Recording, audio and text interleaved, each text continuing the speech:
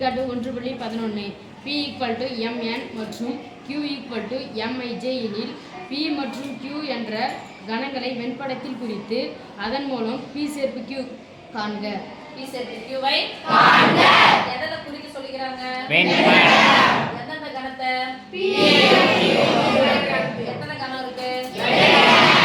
போடலாமா? என்ன வடிவம் போடணும் கணத்துக்கு? வெண்படத்துக்கு வட்டமா? நான் ஒரு செவ்வகம் சதுரம் போடணும்னு நினைச்சேன்.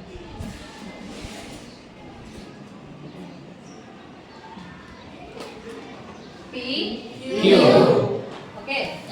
இது பேர் என்ன சாமி? பொதுவான. இப்போ ரெண்டுத்துலயும் பாக்குறோம். P ல m n இருக்கு.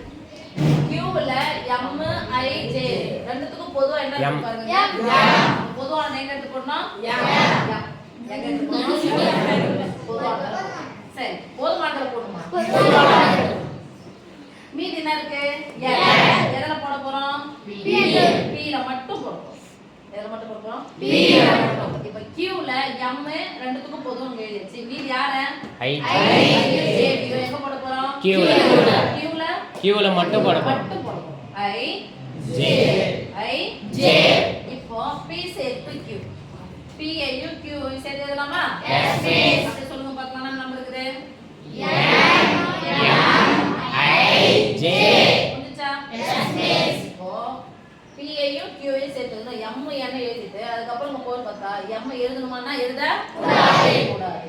அப்ப பொதுவானது எத்தனை முறை மட்டும் ஒரு நம்பரை கணக்குல ஒரே ஒரு முறை மட்டும் தான் எழுதணும். அப்ப m என்ன எழுதினா அதனால எழுத கூடாது. I J வெண்படத்துல குறிக்க சொன்னாங்க, இதெல்லாம் எடுத்து சொன்னாங்க எழுதணும். ஓகே? Yes miss.